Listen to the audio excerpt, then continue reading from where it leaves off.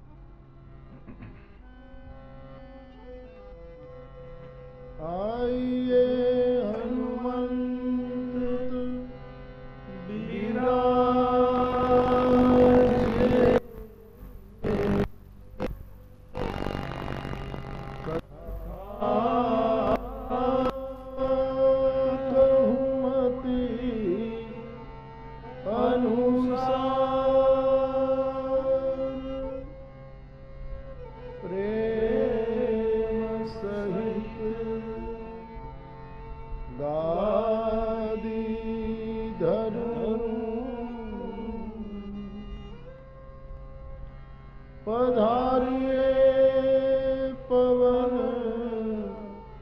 कुमार सिया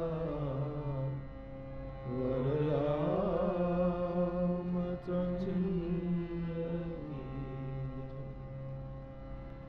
रघुवीर रामचंद्र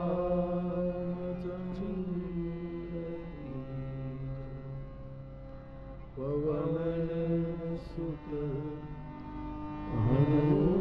हनुमान की उमापति महादेव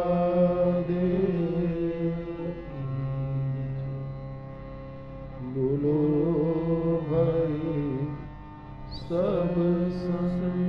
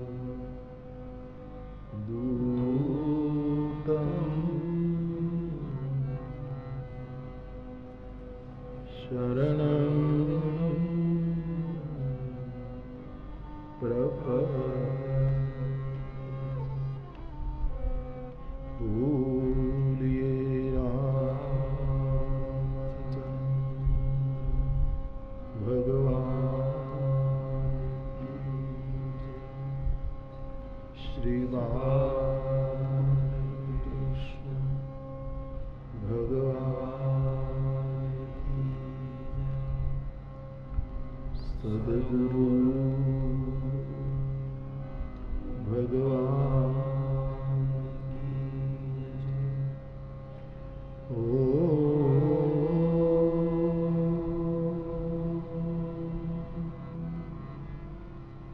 नमः पार्वती पतये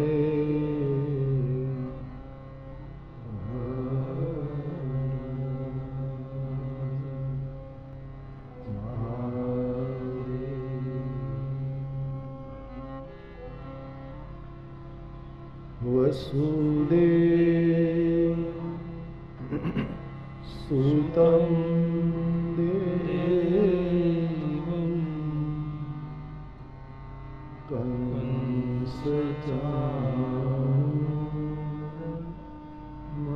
कंसचानूरमर्दनं देवकी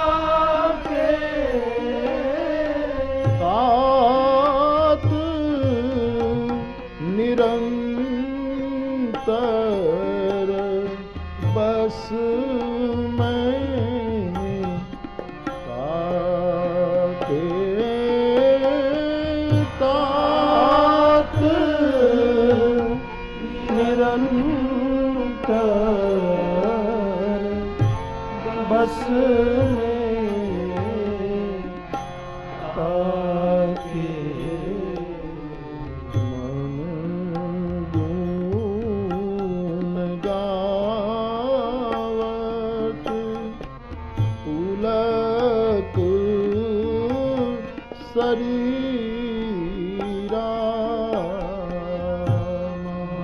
मम गुण गावत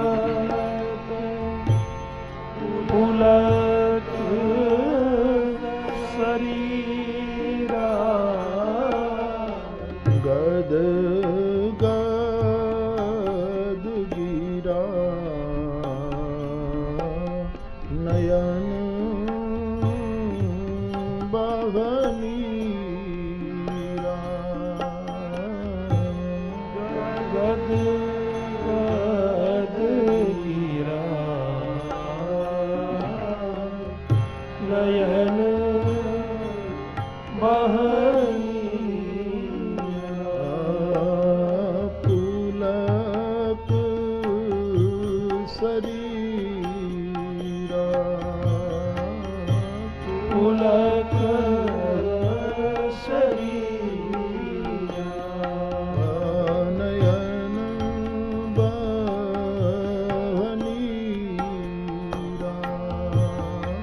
नयन बहनीरा पुलक शरीरा पुलक शरीरा बोलिए पूज्यपाद गोस्वामी तुलसीदास जी महाराज की।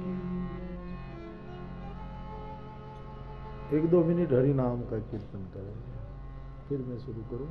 थोड़ा क्रम छूट जाता है क्या? सुखदेव का।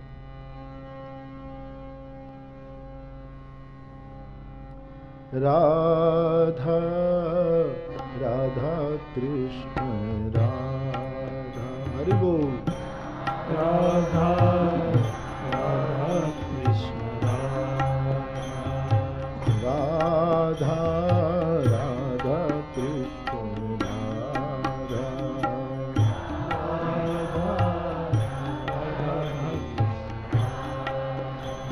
श्री राधा राधा कृष्ण राधा,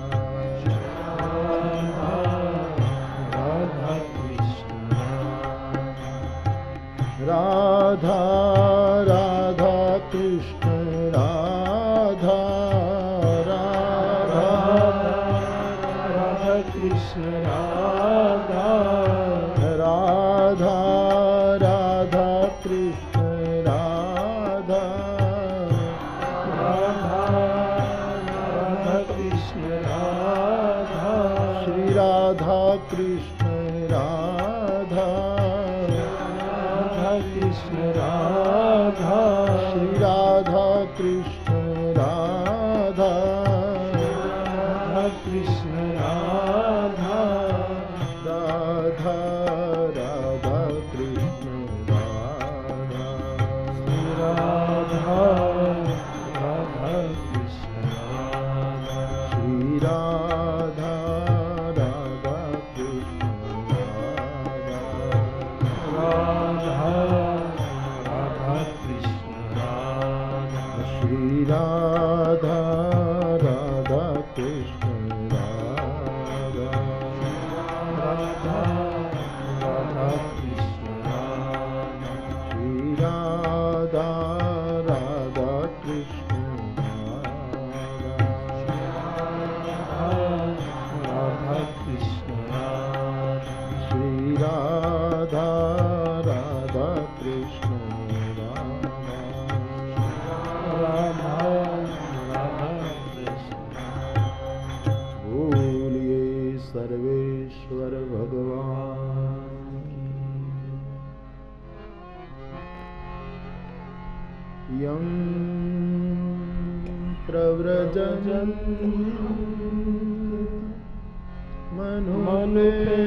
मनुपेतम एत कृत्यं द्वैपायनो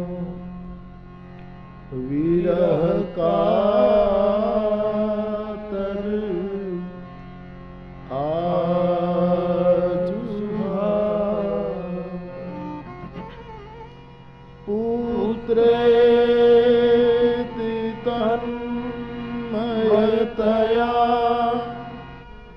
तरवो विनेदु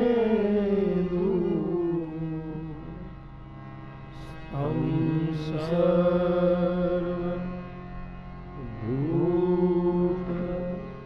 हृदयं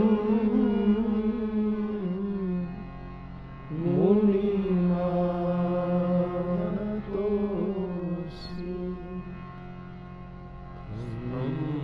सर्वभूत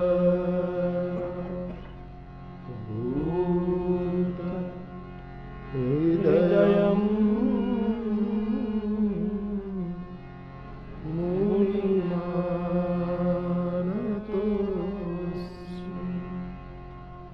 तं सर्वभूत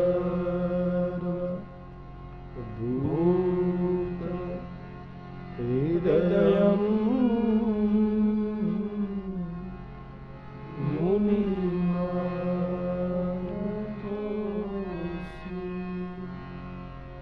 श्री शुकदेव जी महाराज की जय। श्री हनुमान जी महाराज की जय।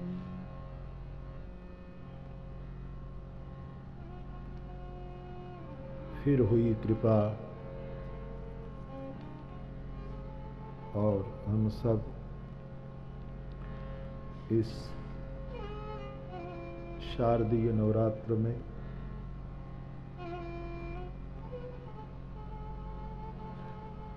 परमात्मा को याद करने के लिए एकत्रित हुए हैं।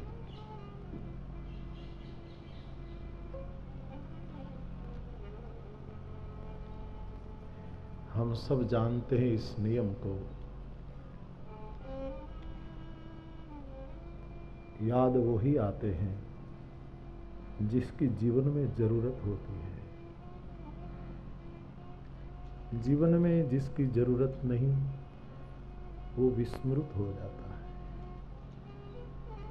क्यों कृष्ण याद आता है? क्यों राम का सिमरन बना रहता है? क्यों ये पीर लगी? क्यों ये दर्द बढ़ा? कारण एकमात्र है, जिसकी आवश्यकता होती है उसकी याद आती है। आज कल परसों कभी भी, सालों के बाद, जन्म के बाद कभी भी जीव सोचेगा तो उसको ये मानना पड़ेगा कि जीवन में परम आवश्यकता केवल परमात्मा की है और इसीलिए उसकी याद आती है। जो जरूरी नहीं हम नहीं याद करते, स्वाभाविक है। उनको फिर याद कर रहे हैं। इस बार गोपी गीत हो पाएगा कि नहीं, असमंजसता बनी रही कुछ दिन। फिर लगा कि 7 दिन भी कम से कम कर लें और फिर हम आज इस बहाने कृष्ण को स्मरने के लिए मिले हैं।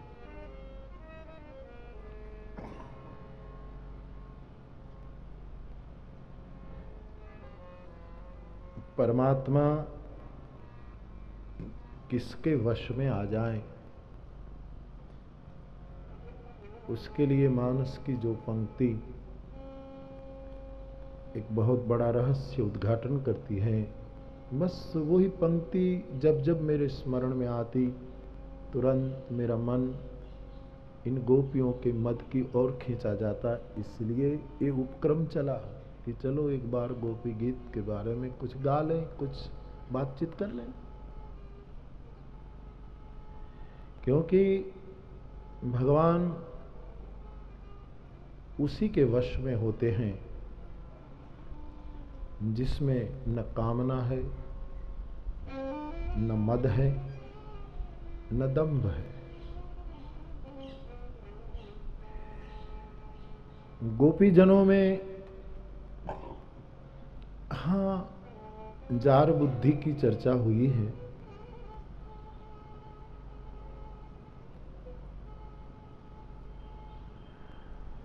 लेकिन ये गंदी नाली भी तो गंगा में डाली जा रही है।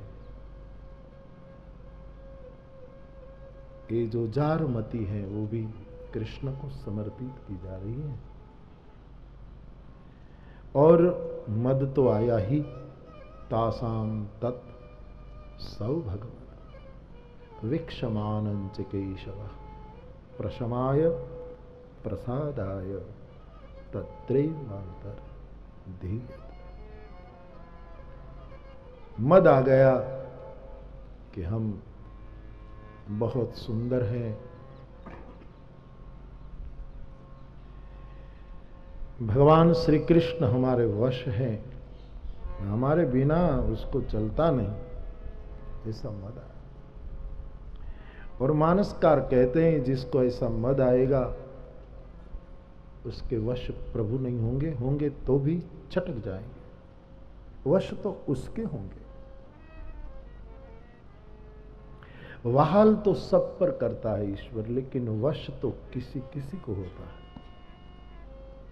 और उसी को होता है जिसमें न कामना है, न मद है, न दंभ है। तात निरंतर बस में ताके। वही पंक्ति इस प्रसंग के अनुरूप बहुत समय से लग रही थी, इसीलिए हम और आप मिल करके ये गाने लगे। तो गोपी गीत के इस क्रम में मैं तो ये भी भूल गया था कि कितने श्लोक हुए हैं। घर आकर पूछा कि भाई कितना श्लोक है आज, क्या लेना। मेरे मन में तो वही था कि तव कथामृतम वही हुआ है, 10वां 10 बीच में हो गया। प्रहसितम प्रिय 11वां श्लोक है, उसकी चर्चा आए 6 दिन हम करेंगे।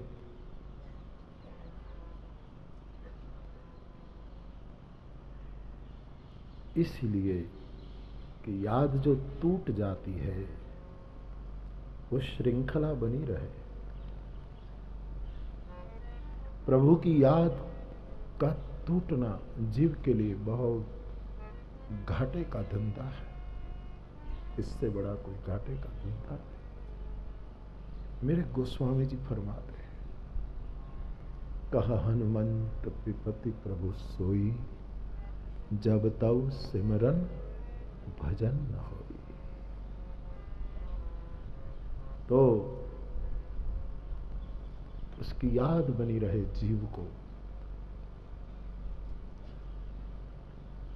इसलिए ये पवित्र दिनों में हम एकत्रित हुए हैं। 11वां श्लोक लेंगे, उसका गान कर ले। चल सियद ब्रजा चारयन पशु नलिन सुंदरम नाथ ते पदम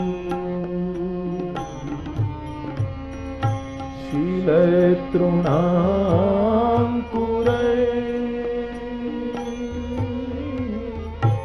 सीदति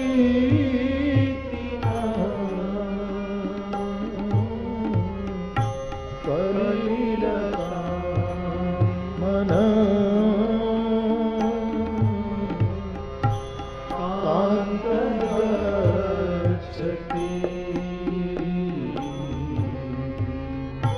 चल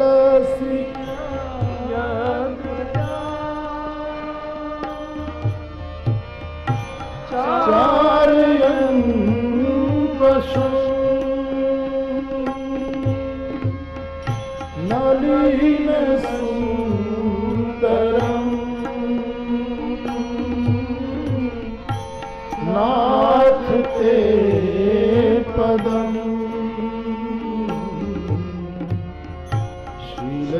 तृणाकुरे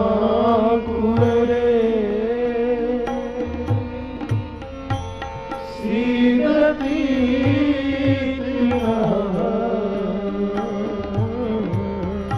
कलिलता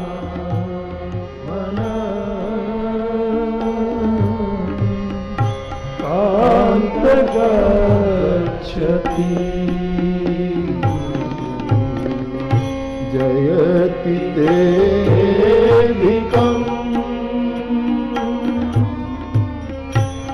जन्मना व्रज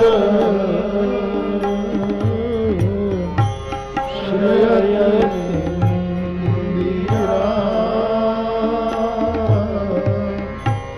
शाश्वतत्रयी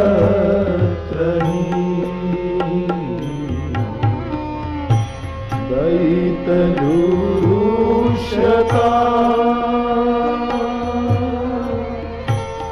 दीक्षुता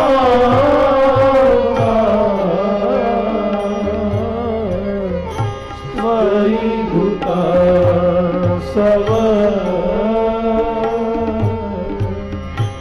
स्वामी चिन्वते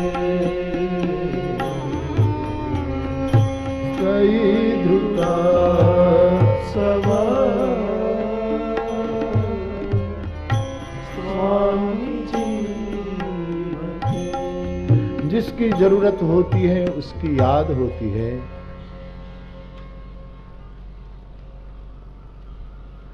और प्रेम जितना प्रगाढ़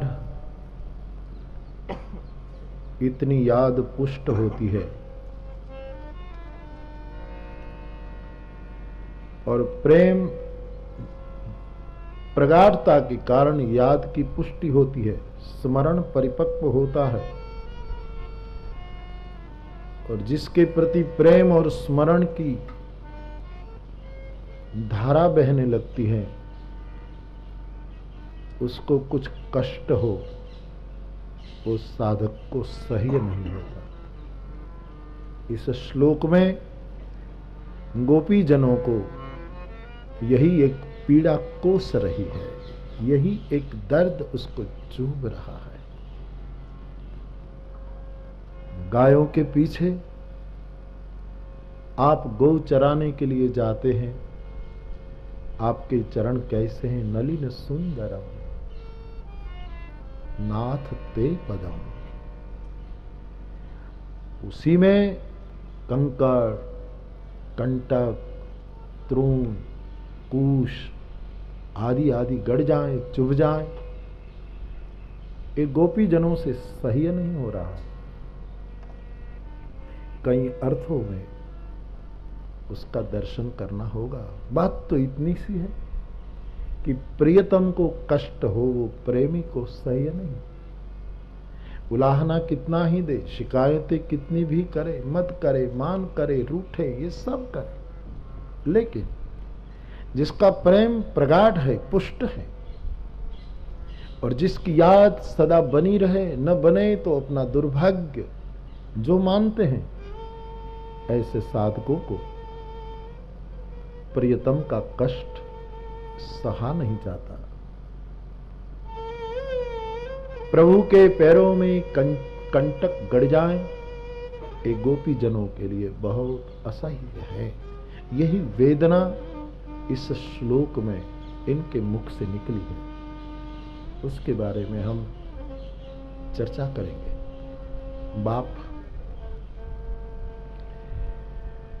वैसे तो भागवत की कथा जो कहते हैं क्रम में नियमबद्ध, जो उनके सब नियमावली है उसके मुताबिक, तो उसमें तो पहले दिन महात्मा ही कहा जाता है। हम तो केवल गा रहे हैं आपके साथ, फिर भी आज पहला दिन है और कल से ही उस पर ज्यादा बोलूंगा।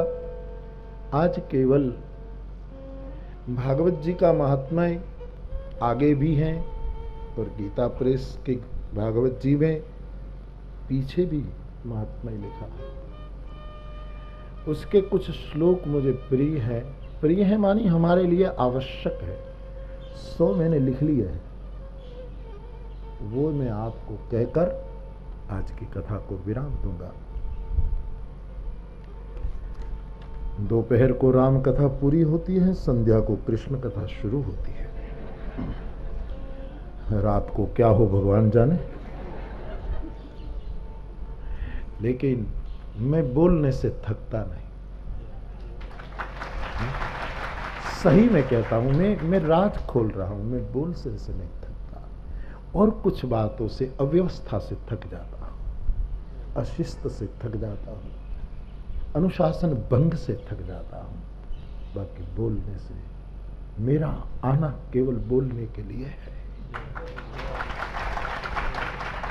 मैं गाता रहूंगा, गाता रहूंगा, गाता रहूंगा, दिनों तक, घंटों तक, मुझे कोई परिश्रम नहीं।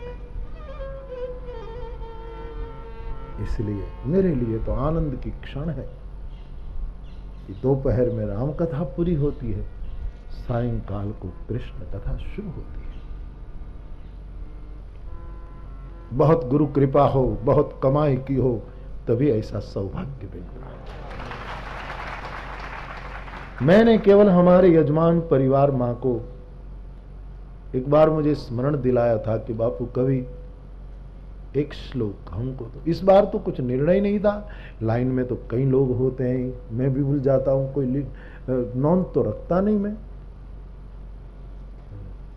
मेरे साथ में कभी कभी क्रम छूट जाए तो भी बुरा मत मानना, क्योंकि मैं नोंद नहीं रखता कि किसको मैंने किस साल में कहा है। तो मैंने अचानक हमारे दोनों बहनों को कहा कि आपने कहा था, बोले माता जी को पूछ ले। मैंने कहा पूछ लीजिए। दूसरे दिन खबर आई कि हाँ, हमारा मनोरथ है वो पूरा हो जाए, कृष्ण कृपा।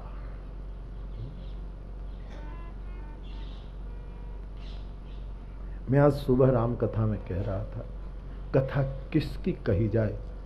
जिसके पूर्वार्ध में चरित्र हो, उसके उत्तरार्ध में कथा होती है। जिसके जीवन में पूर्वार्ध में चरित्र नहीं होता, उसकी कभी दुनिया में कथा नहीं होती, व्यथा होती है। यह सब चरित कहा में गाई, आगिली कथा सुनहु मन लाई। भगवान चरित्र राम का है, चरित्र श्री कृष्ण का है, चरित्र शिव का है, इसलिए हम उनकी कथा के लिए लालायित रहते हैं। तो बाप, आप सबका स्वागत। और मैंने ये श्लोक खास लिख लिया है कि मैं ये बात आपको कहूं कि कथा श्रवण करने में, वैसे तो श्रोताओं के कई प्रकार गिनाए हैं, वहां उसकी भी कोई अनुबंध मिलेगा तो मैं चर्चा जरूर करूंगा। लेकिन आज से कथा गोपी गीत का गान शुरू हो रहा है, तो हम किस तरह उसको सुने। मैं भी आपके संग हूं, श्रोता हूं, बोले तो शुक है। और मैं आज कोई नई बात नहीं कह रहा हूं, मैं तो बहुत पहले से कह रहा हूं कि मैं भी एक श्रोता हूं, मैं भी सुनता हूं, क्योंकि मैं बोलूंगा तब भी मेरे शब्द कान में तो आएंगे ना, मैं भी सुनता हूं। तो हम श्रोताओं को, वैसे यहां मैं बोल रहा हूं लेकिन फिर भी श्रोता भी हूं, सुनता जा रहा हूं। तो इनके लिए कुछ नियम, कुछ बहुत सुंदर नियम बताए, मुझे बहुत पसंद आए, इसलिए मैंने लिख लिए, मैं आपको कहूं।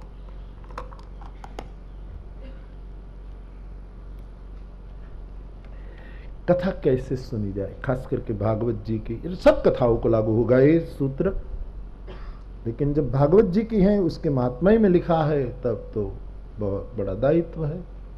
सुनिए। यह स्थित्वाभिमुखम प्रणम्य विविध त्यक्तान्य वादो हरे लीला श्रोतुम अभिप्सतेति निपुणो नम्रो। बहुत सुंदर शब्द है, बहुत सीधे साधे शब्द है। कैसे भगवान की कथा सुनी जाए। मुझे सुनना, मैं भी सुन रहा हूं, लेकिन यहां बोलने का दायित्व है तो बोल रहा हूं, लेकिन मुझे भी ठीक से अनुष्ठान पूर्वक कथा सुनना है तो मुझे भी यही नियम लागू होंगे। और बहुत सरल है यदि हम कर पाए। लिखा है कथा सुननी है तो वक्ता के सन्मुख बैठना। ये आपके फायदे की बात निकली, लेकिन सावधान, सन्मुख का अर्थ आप जो समझते हैं वो मैं नहीं समझता। मैंने एक बार सन्मुख का अर्थ शायद नरोत्तम टेम में कहा है, कहीं कहा है। सन्मुख का मतलब क्या है?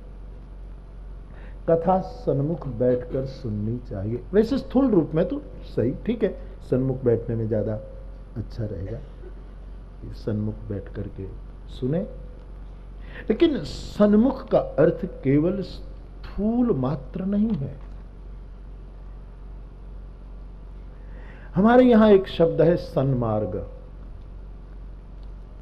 सन्मार्ग का अर्थ क्या है? हा? सन्मार्ग कोई मार्ग का तो नाम नहीं है। सन्मार्ग का अर्थ है सत्य का मार्ग, सत्य का पथ, उसको कहते हैं सन्मार्ग।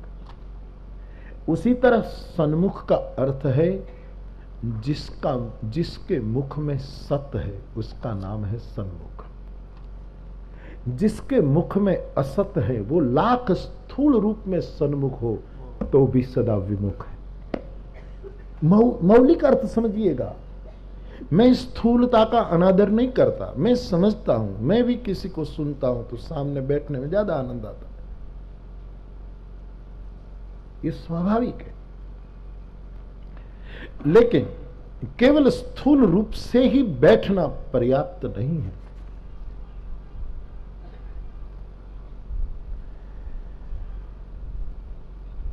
कथा सुनने से पहले कुछ नियम लगाए गए, कि बहुत सोच समझ कर लगाए गए। कथा सुनने के बाद हम ऐसे होंगे वो तो होगा कि अच्छे हो जाएंगे, वो तो जा, लेकिन कथा शुरू होने से पहले भी तो कुछ नियम निभाने पड़ते। इनमें से पहला नियम है सन्मुख होकर कथा सुनना। स्थूल रूप में आप बैठे, वो भी तो सन्मुख था, उसको भी मैं आदर करता हूं, उसकी कोई, लेकिन इसमें अटकना, बहुत लंबी यात्रा में अटकना है। इतने अर्थ में रुक जाना कि जो बार बार कथा सुनने के बाद भी लोग आक्षेप करते हैं कि कुछ नहीं होता। क्यों नहीं होता? क्योंकि सन्मुख का अर्थ केवल हमने स्थूल किया। सन्मुख का अर्थ है जिसके मुख में सदा सदा सत्य है। कम से कम कथा के दिनों में तो सत्य है। चलो 7 दिन नहीं, लेकिन 2-2.5 घंटे, जितने घंटे कथा चले तब तक तो सत्य है। सन्मुख का मतलब ये है मेरी समझ में। ये आपको रास ना आए तो छोड़ देना, लेकिन जब मुझे सुनने आए हैं तो मैं मेरा विचार तो जरूर रखूंगा, दबाव के साथ नहीं, लेकिन विनती के साथ जरूर रखूंगा। रामचरितमानस में शब्द आया है, सन्मुख हो ही जीव मोहि जब ही, तो जन्म कोटि अगनास ही तब ही। परमात्मा कहते हैं मेरे सन्मुख जब जीव हो जाता है तो कोटि कोटि जन्मों का उसका पाप नष्ट हो जाता है। क्या हम मंदिरों में भगवान के सन्मुख नहीं खड़े रहते? क्या हम पूजा करते हैं तो भगवान के सन्मुख नहीं बैठते? क्या हम पारायण करते हैं तो सन्मुख नहीं करते? फिर भी हमारे पाप क्यों नहीं कटे? अब पाप नहीं कटे इसका प्रमाण, हम अशांत क्यों हैं? हम संतापग्रस्त क्यों हैं? हमें जीवन में मौज क्यों नहीं आती? 8 प्रहर हमारी मस्ती क्यों नहीं बनी रहती? सन्मुख बैठकर ही पूजा करते, जैसे हम करते हैं, आप करते, सन्मुख ही तो बैठते, मंदिरों में सन्मुख दर्शन करते। तब ये अर्थ करने के लिए मुझे बाध्य कर दिया तुलसी ने कि एक और अर्थ इसके पीछे छिपा है, कि केवल स्थूल रूप में सन्मुख होने से इतनी घटना नहीं घटेगी जितनी घटना घटेगी उसके मूल अर्थ में जाने से। मुख में सत्य हो, वही सन्मुख है। कभी कभी तो लोग करते, पूजा में बैठे हैं, सन्मुख बैठे हैं, और कोई मिलने आया तो कहला देते हैं, कहो घर में नहीं, एक कौड़ी का भी सन्मुख नहीं रहा वो। हा? ऐसा हम नहीं करते क्या? आप सब सोचिएगा, बैठे हैं ठाकुर के सन्मुख और बोल देते झूठ। भले दूर बैठे हैं, लेकिन जिसके मुख में सत है वो सदा सर्वदा ठाकुर के सन्मुख है, और इनके कोटि कोटि पाप नष्ट हो जाते हैं। उसको कोई संताप नहीं, उसको कोई उत्पात नहीं। हमारी और आपकी दशा, मैं आपके संग चल रहा हूं, सोचिएगा। यहां आए हैं तो बहुत गंभीरता से सोचिएगा, बहुत गहराई से सोचिएगा। तो कथा सन्मुख होकर सुननी चाहिए, मतलब स्थूल रूप में व्यवस्था हो तो जरूर, मुझे कोई तकलीफ तो नहीं है, आप सन्मुख बैठकर सुने, अच्छी बात, जरूर। लेकिन कभी कभी सन्मुख बैठना न मिले तो भी मन में आक्रोश नहीं आना चाहिए। कभी न भी मिले सन्मुख बैठने का अवसर, तो इतना तो हम अपने आप को तैयार करें। मैं तो देखता हूं लोगों को कि दूर दूर कहां इधर उधर बैठकर पीते हैं कथा को। बाप, स्थूल रूप में आप सन्मुख जरूर बैठे, अवश्य बैठे, लेकिन सन्मुख का यही अर्थ भी आप हृदय से समझे, ऐसी मेरी प्रार्थना। भागवत का महात्म्यकार कहते हैं, जो वक्ता के व्यासपीठ के अभिमुख सन्मुख बैठ करके कथा सुने, एक वस्तु, एक नियम लगा कि सन्मुख होकर सुनना। और सन्मुख का दूसरा अर्थ जो मुझे अभिप्रेत है वो यही, प्रणम्य दूसरा शब्द है। कथा में बैठे तो इसका अर्थ ये हुआ, भाष्यों में जो लिखा है उसमें तो अर्थ ऐसा है कि प्रणाम करके कथा में बैठे, तो वो तो हम करते ही हैं, प्रणाम करके ही बैठते हैं, स्वाभाविक, प्रणाम करके बैठे। प्रणाम करने से ये, इसका मतलब ये नहीं कि आप मुझे प्रणाम करें, मुझे समझिएगा आप ऐसे। प्रणम्य यानी विनम्र भाव से कथा में बैठे, विनम्रता से कथा में बैठे।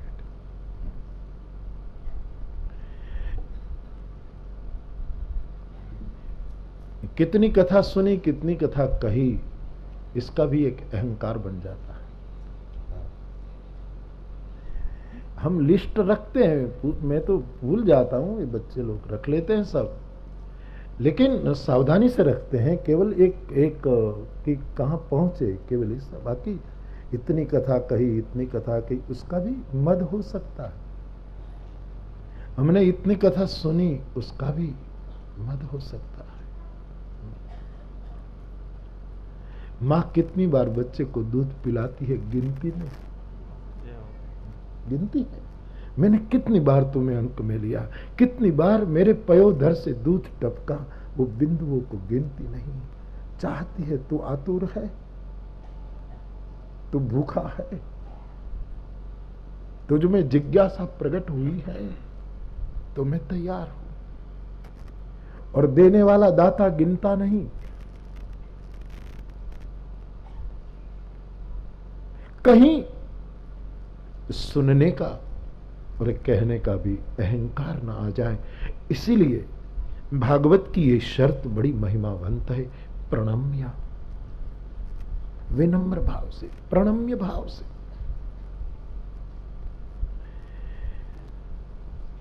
अब गलत अर्थ नहीं करेंगे, मैं ऐसा सोच रहा हूं, और करे तो मुझे फिक्र भी नहीं, लेकिन कहीं भी कथा सुनो, कोई भी वक्ता व्यासपीठ पर बैठा है, उसको प्रणाम करो।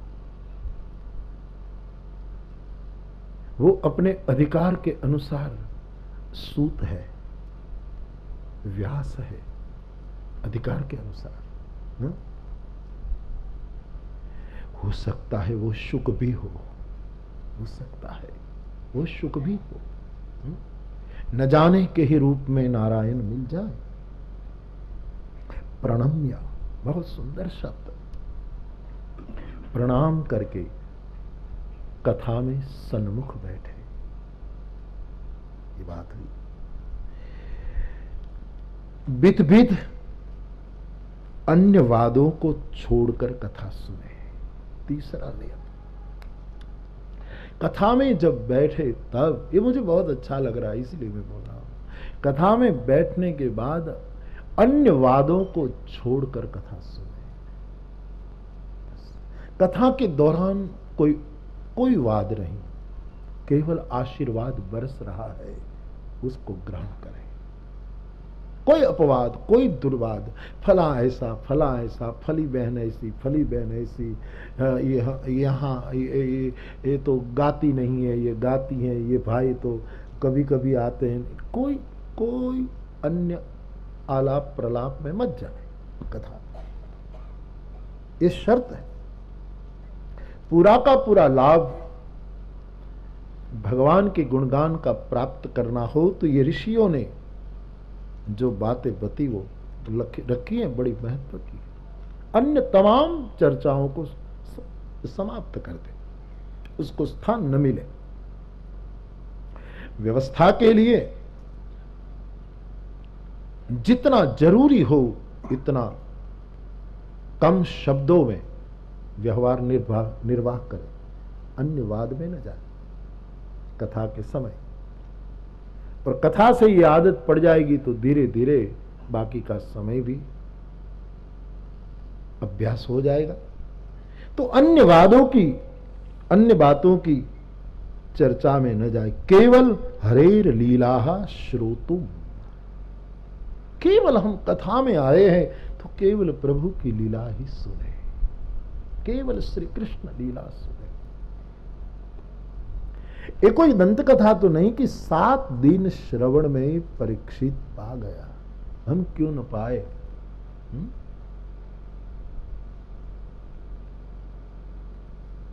परीक्षित बनकर सुनने वाला क्यों न पा सके, पा सकता है, सवाल ही नहीं।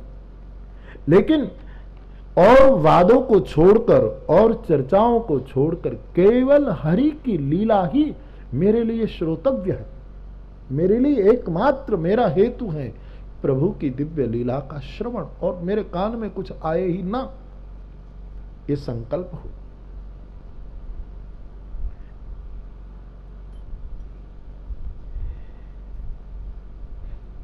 केवल लीला श्रवण, इसके सिवा मेरा कोई इरादा न हो, न मोक्ष का, न विमान का, न वैकुंठ का, न मुक्ति का, न किसी बात का। केवल प्रभु का कथा का श्रवण मुझे मिल जाए, इससे श्रवण का और क्या फल, इसके आगे क्या लेना है। सुनने को मिल गया पर्याप्त है, बात खत्म। आगे कहते हैं हरि कथा सुनते हैं, श्रवण करने में निपुण है, निपुणता आ जाए। श्रवण करने में निपुणता का मतलब क्या है? कान के रंध्र खुले हैं, शब्द आता है जा रहा है, श्रवण की निपुणता, श्रवण की कुशलता। जैसे गीता ने फरमाया योगः कर्मसु कौशलम, वैसे श्रवण की कुशलता। श्रवण की कुशलता मानी मानस को पूछना पड़ेगा। जिनके श्रवण समुद्र समाना, कथा तुम्हारी सुभग सरी नाना, बरही निरंतर हो ही न पूरे, तिनके ही तुम कह गृह गरूरे। इस श्रवण की निपुणता है। इतनी इतनी नदियों का जल को समंदर अपने उदर में समाविष्ट करता है, फिर भी कभी तृप्त नहीं हुआ। निपुण है, कुशल है। सुनते जाए, सुनते जाए, सुनते जाए।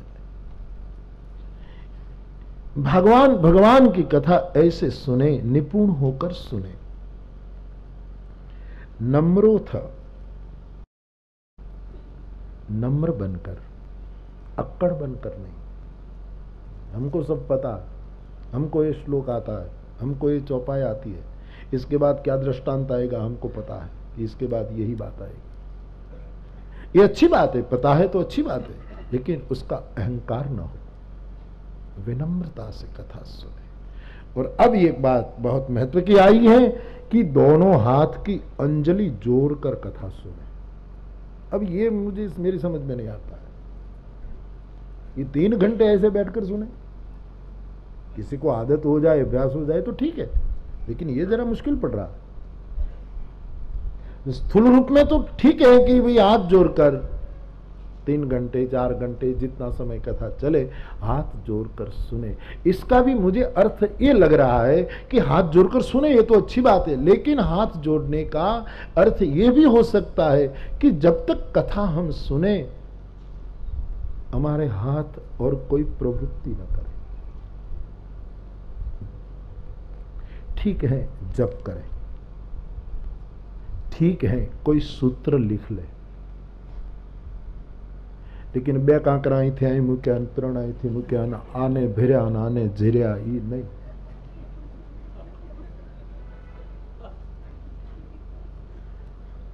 ये वस्तु ला ये ला, ऐसे हाथों को और कोई कर्म न दो।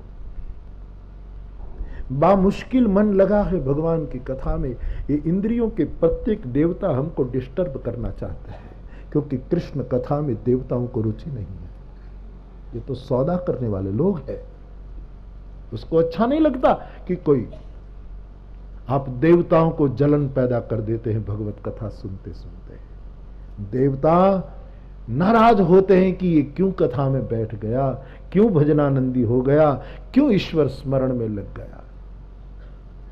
इंद्रियों के देवताओं को कोई समझदार हो जाए वो पसंद नहीं। इंद्रिय द्वार जरोखा नाना गोस्वामी जी कहते, इसलिए हर देवता इंद्रिय के प्रत्येक इंद्रिय के द्वार पर स्थान जमा कर बैठे हैं। मौका मिलते ही विषय के पवन को दरवाजा खोलकर भीतर डाल देते हैं और साधक का ज्ञान दीप बुझ जाता है और जीव फिर से संसारी हो जाता है। कई बार टूटती है, न जाने कितनी बार टूटा ये सेतु देवताओं के कारण, कितनी बार टूटी ये माला देवताओं के कारण। इसलिए स्थूल रूप में हाथ जोड़ना वो तो ठीक है ही, लेकिन देश काल के अनुसार शायद वो अनुकूल ना पड़े, तो उसी समय हमारे हाथ कोई और कर्म न करे। माला जपो, जपते जपते, और कथा सुनते सुनते आप जप न कर सको और फिर भी माला की आदत हो जाए तो भी जप है, कथा स्वयं जप है। हाँ, कोई कोई वक्ता, हमारे वक्ता लोग, कई महापुरुष लोग आलोचना भी करते हैं, उसकी भी अपनी दृष्टि होगी जरूर इसमें, वो अपनी अपनी दृष्टि। मैंने सुना है एक जगह, मुझे देखकर उसने नहीं कहा था, हर जगह कहते होंगे, लेकिन कहा था बड़े कड़क शब्दों में। उसने कहा कि कई लोग हैं कथा सुनते हैं, कथा बोलते हैं, तब भी माला घुमाते रहते हैं, इस माला का कोई अर्थ नहीं। ऐसा उसने निवेदन, बहुत, मैं तो सरल शब्दों में कह रहा हूं, वो तो जरा उस मस्ती में थे। तो उसको ऐसा लगा तो कहा ठीक है, क्या बात, इसमें नाराज क्यों हुए। उसने फिर ये भी कहा कि कई लोग हैं वो लिखते रहते हैं, तो ये नहीं।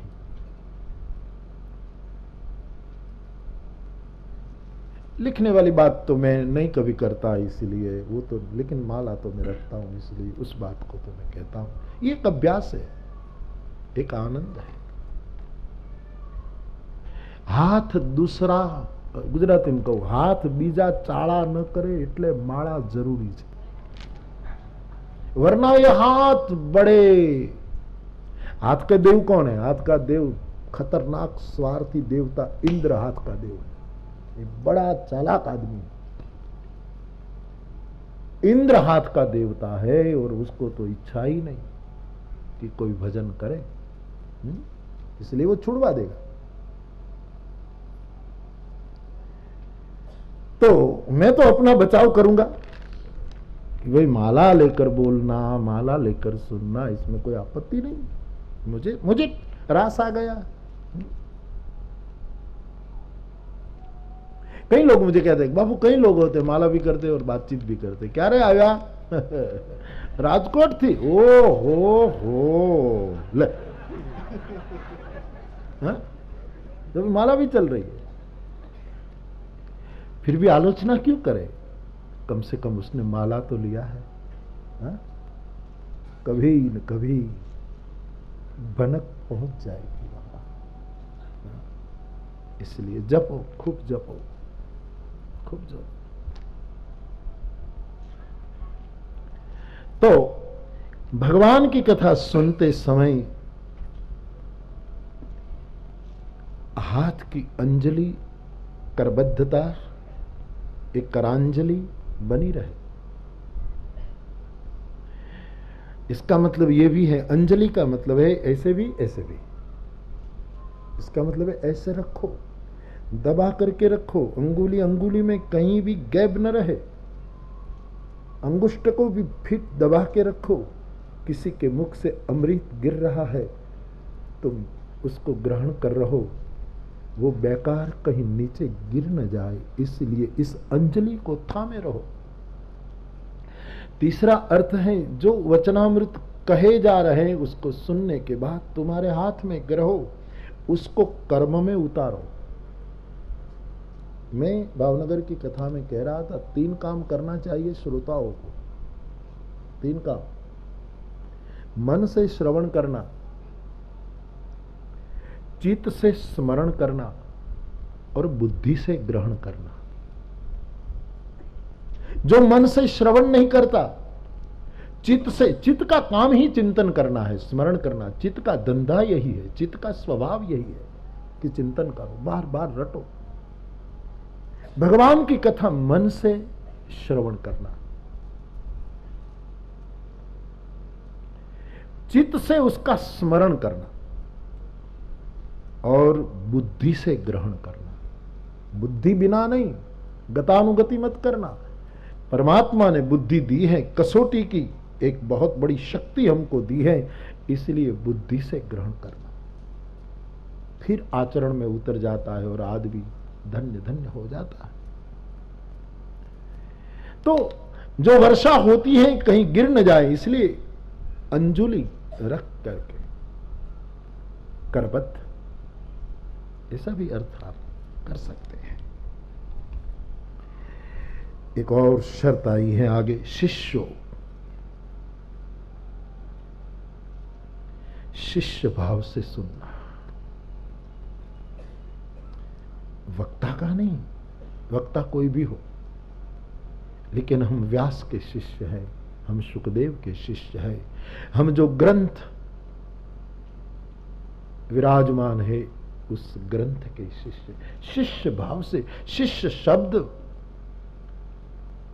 अर्थ देता है, जो सीखने को राजी है वो शिष्य है। जिसको कुछ सीखना है, कुछ होकर जाना है, शिष्य भाव से सुनना। भले उससे हमने दीक्षा न ली हो, भले वो हमको शिष्य न मानते हो, लेकिन हम जब तक भगवान की कथा सुनेंगे शिष्य भाव से, यानी सीखने की तीव्रता के साथ हम कथा सुनेंगे, शिष्य भाव से। और आगे लिखा है, विश्वसितो, विश्वास और श्रद्धा से सुनना। विश्वास शब्द में श्रद्धा डाल रहा हो, दोनों वस्तु से सुन। जो शास्त्र की कथा हम सुन रहे हैं वो विश्वास और श्रद्धा के साथ सुने। और फिर लिखा, चिंतन परः, सुनने के बाद, श्रवण करने के बाद उस पर चिंतन करें, चिंतन करें। और ऐसा कई श्रोता लोग करते हैं, इसलिए मुझे आनंद है। जो नहीं कर रहे हैं वो भी करते जाएंगे, धीरे धीरे हो जाएगा। लेकिन मैंने कई जगह देखा कि कथा सुनने के बाद 2-2, 5-5 मिलने के बाद चर्चा करते हैं कि इसका क्या रहस्य, इसका क्या मतलब। फिर दूसरे दिन मेरे पास बात आ जाती है। चिंतन परायण रहना, जो सुना है उसका चित्त से स्मरण करना, ये भी सुनने की एक विधा है यहां पर। और उसके बाद एक और लक्षण, प्रश्नेनुरक्तः, कितना हमारी मानसिकता का ख्याल किया इन ऋषि मुनियों ने। प्रश्नेनुरक्तः शुचि नित्यं कृष्ण जनप्रियो निगदिता श्रोता सवै वक्तृभिः। આગળનું સૂત્ર છે, સન્મુખ કથા સાંભળી, સન્મુખ હોकर कथा सुनी, प्रणम्य भाव बना और सभी वादों को, वार्तालाप को छोड़ दिया, केवल लीला में ही डूबे, निपुणता से कथा सुनी, विनम्रता से हाथ जोड़कर सुनी, शिष्य भाव से सुनी, विश्वास और श्रद्धा से सुनी, उस पर बहुत चिंतन किया, स्मरण किया, और फिर कोई प्रश्न रहा तो प्रश्नेनुरक्तः, श्रोता को अधिकार दिया कि वो वक्ता को प्रश्न कर सकता है। श्रोता प्रश्न अनुरक्त हो, जिज्ञासा करे, परीक्षित बनकर, परीक्षक बनकर नहीं। हम जब प्रश्न करते हैं ज्यादातर परीक्षक बनकर करने लेते हैं। शास्त्र में परीक्षक बनकर किसी ने प्रश्न नहीं किया। हाँ, जरूर कोशिश कोई ने की है तो हार गए। परीक्षित बनकर पूछना, परीक्षक बनकर नहीं। तो प्रश्न पूछने का अधिकार दिया है। हमको ऐसा लगे सुनते सुनते कि ये बात स्पष्ट नहीं हो पा रही है, अथवा तो इसको और खोला जाए और ज्यादा विस्तार किया जाए, तो हम पूछ सकते हैं शास्त्रकार को, वक्ता को, आचार्य को पूछ सकते हैं, जहां हमारी श्रद्धा है। आगे का शब्द लिखा शुचि, पवित्र भाव से, शुचिता से। कितना ख्याल रखा है। मैं इसलिए ये श्लोक मैंने ले लिए कि महापुरुषों ने हमारा कितना ख्याल किया कि तुम इस तरफ चलो, पवित्र भाव से, शुचि भाव से प्रश्न पूछे। और इससे भी अच्छा लक्षण आगे का, नित्यम कृष्ण जनप्रियो निगदिताम श्रोता सवै वक्तृभिः। इस तरह जो भागवत की कथा सुनता है, राम की कथा सुनता है, उसका आगे का लक्षण बताया, उसको कृष्ण जन, वैष्णव जन, हरि जन प्रिय होने चाहिए। मैं जिस ठाकुर की कथा सुनता हूं, उसकी कथा जो जो सुन रहे हैं, वो कृष्ण जन मुझे प्रिय हो। स्थिति क्या है हमारी? कभी कभी हमको कृष्ण प्रिय है, कृष्ण जन प्रिय नहीं। विष्णु प्रिय है, वैष्णव जन प्रिय नहीं है। राम प्रिय है, रामदास प्रिय नहीं है। अरे चलो प्रिय न हो तो भी कोई चिंता नहीं, लेकिन द्वेष है, ईर्ष्या है, निंदा पर तूल जाते, तब कथा सफल नहीं हो पाती। श्रोता को चाहिए उसको कृष्ण जन प्रिय हो, हरिजन जैने वाला। ये बहुत सुंदर कथा तो हमको जोड़ देती है, लेकिन मेरा बहुत प्रयास कि कहीं ये द्वेष न पैदा हो, कहीं निंदा, अकारण चर्चा दाखिल न हो जाए। ऐसा कुछ हो जाता है लोगों में। वैष्णव जिसको प्रिय है, वो भागवत की कथा के श्रोता का एक बहुत सुंदर लक्षण। नित्यम कृष्ण जन प्रियो, ऐसा श्रोता और वक्ता वक्तृभिः दोनों इन नियमों को निभाएं, तभी प्रभु की कथा में रस आता है, रंग आता है, दोनों आता है। देखो, ये नियम यदि हम और आप न निभा पाए तो कथा में सुख आएगा, रस नहीं आएगा। और सुख तैयार है दुख तोड़ने के लिए, द्वंद्व खड़ा है, प्रतिस्पर्धी खड़ा है, लेकिन रस जब मिल जाता है तो अनंत रस में परिवर्तित हो जाता है। रस की आयुष्य अनंत है। इसलिए भगवान रसो वही सह है, अनंत रस है प्रभु। तो कथा में रस तभी आएगा जब कृष्ण जन हमको प्रिय हो, वैष्णव जन हमको प्रिय हो। एक मां होती है, उसके बेटे का जो जो बयान करेगा मां उसको चाय पिलाएगी। मेरे बेटे की सराहना कर रहा है, मेरे बेटे के बारे में बोल रहा है, मेरे बेटे की बात कर रहा है, उसको चाय पिलाएगी, न जानते हुए भी। हा? क्योंकि अपने बेटे पर प्रेम है। मेरे ठाकुर जो है, मेरा परमात्मा जो है, उसकी ये कथा सुनता है, उसकी ये चर्चा करता है, उसकी माला जपता है, उनसे हम द्वेष क्यों करें? कृष्ण जन्म हमको प्रिय लगे, ये बहुत आवश्यक अंग है कथा सुनने का। तो मेरे भाई बहन, भागवत के महात्म्य में ऐसे कुछ जो सूत्रात्मक चर्चा मुझे ठीक लगी, सो आज पहले दिन मेरे लिए और आपके लिए, दोनों के लिए मैं रख रहा हूं कि कथा सतमुख होकर सुने। कितनी ही कथा सुन लेंगे लेकिन बार बार झूठ बोलेंगे तो सन्मुख स्थूल रूप में बैठे हैं, तत्वतः विमुख है, इस बात को न भूले। तो इन लक्षणों को जो भागवत के लिए, भगवत कथा के लिए अनिवार्य हैं, वो मुझे आज पहले दिन आपको कहना था। आप और हम सब इसी तरह कथा में रहें तो बहुत बड़ा परिणाम आ सकता है। तो आज इन सूत्रों को आप स्मरण में रखें, मैं और आप सब फिर कल कथा को आगे ले चलेंगे। इस श्लोक को आप सब आए हैं, यहाँ से सूचनाएं दी जाती हैं, उस सूचना के अनुसार आप सब अपना आयोजन करें। खास करके यहाँ के वातावरण को कोई प्रदूषित न करें, इधर उधर वातावरण को बिगाड़े ना, जहाँ जगह मिले प्रेम से बैठ जाएं।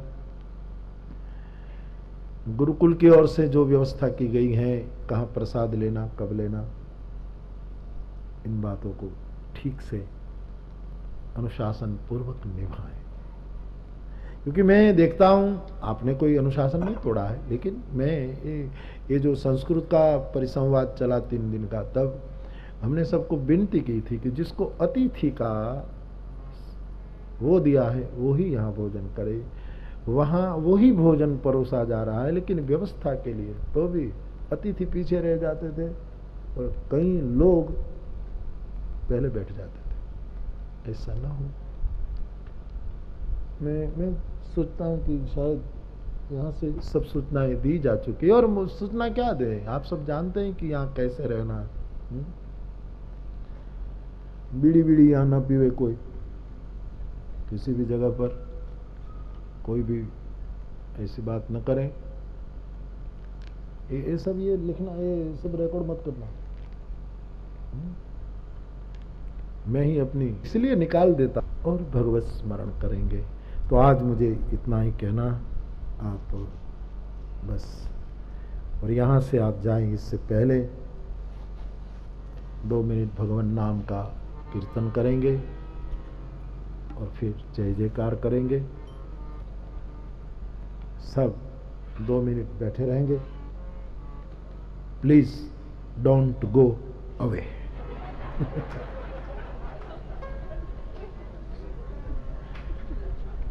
समझ गए ना आप? हाँ, बस कृपया कोई न जाए, 2 मिनट के लिए भगवान नाम का कीर्तन करें। राधा राधा कृष्ण राधा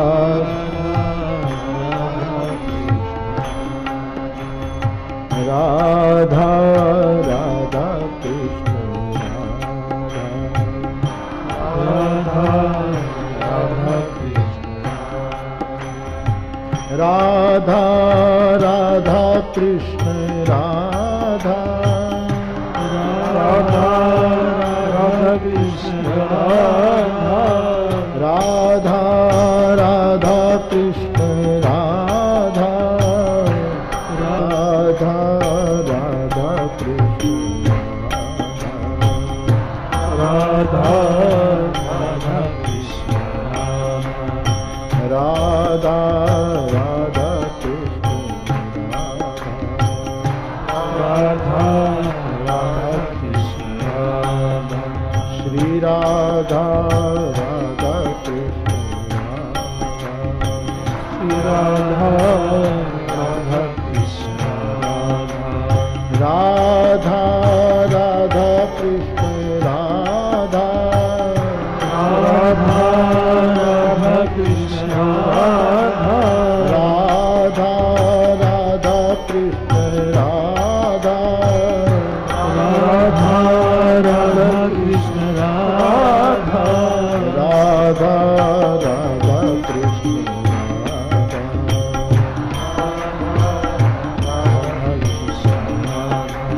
राधा राधा कृष्ण राधा राधा कृष्ण श्री राधा राधा कृष्ण राधा राधा कृष्ण श्री राधा राधा कृष्ण राधा कृष्ण श्री राधा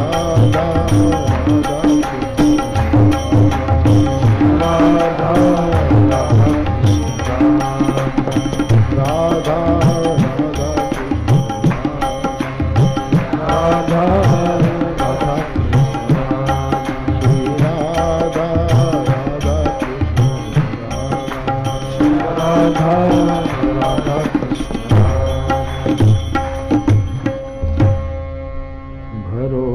भरोसो दृढ़ेन चरणन के श्री वल्लभ नख चंद्र छटा श्री वल्लभ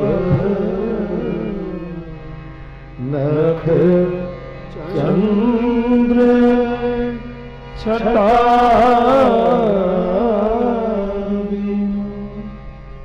सब जग माही अंधेरो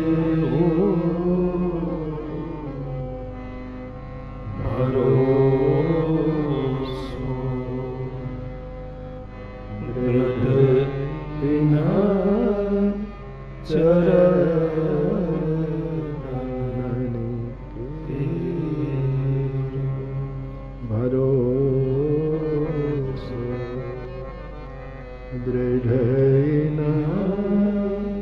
चरण के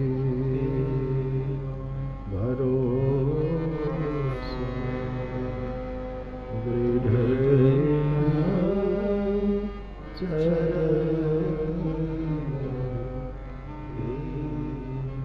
श्री गिरिराज धरण की द्वारिकाधीश श्याम सुंदर श्री यमुने महाराज श्री वल्लभाधीश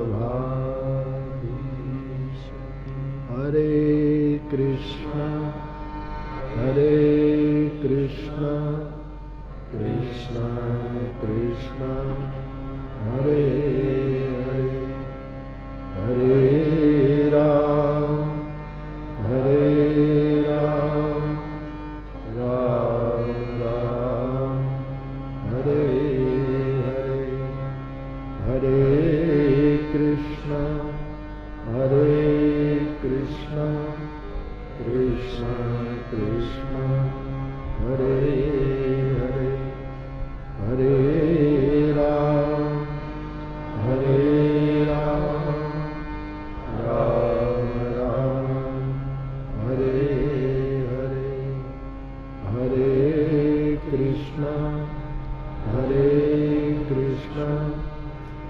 कृष्ण हरे हरे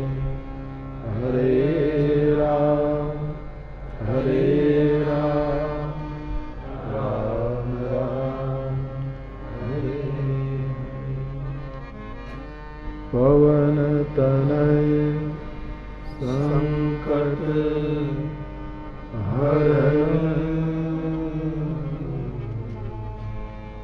मंगल मूर्ति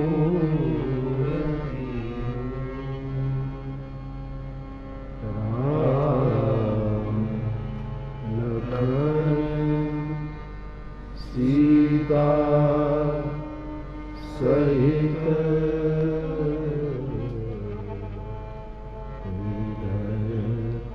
बसहु सुरभि बोलिए हनुमान महाराज की। कल सुबह 9 बजे इसी स्थान में फिर मिलेंगे। आप अपना ख्याल रखिएगा। यानी सब अपनी अपनी चीज वस्तुओं का अपने अपने सब वस्तुओं का ख्याल करें, सावधान रहें और हरि भजें। इन शब्दों के साथ आज की कथा को मैं विराम देता हूँ, बड़े भाव और श्रद्धा के साथ। बोलिए रामचंद्र भगवान की जय। श्री बालकृष्ण भगवान की जय। सद्गुरु भगवान की जय। ओ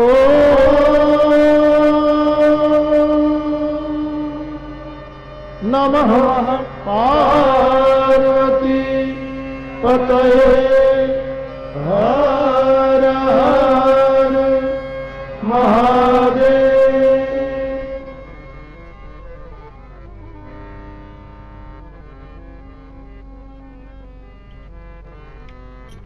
आरती अति पावन पुराण की, धर्म भक्ति ज्ञान आरती अति पावन पुराण की। महापुराण भागवत निर्मल सुगम विगलित निगम कल्प फल परमानंद सुधारस लीला रस रस निधान की। आरती अति पावन पुराण की। कलिमल माधुरी प्रताप निवारिणी, जन्म मृत्युमय भव भयहारिणी। सेवक सतन सकल सुखदायिनी, हरि चरित आरती अति पावन विषय विलास विमोह विनाशिनी, विमल विलास विवेक विकासिनी। भगवत रहस्य प्रकाशिनी, परम ज्योति परमात्मा ज्ञान की। आरती अति पावन पुराण की। परमहंस मुनि मन उल्लासिनी, रस रास विलासिनी। मूर्ति मूर्ति रति प्रेम सुधा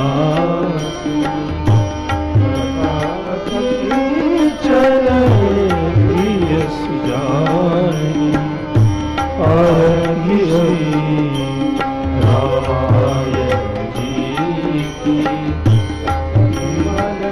हरणी विषय रस पीती, शुभ श्रृंगार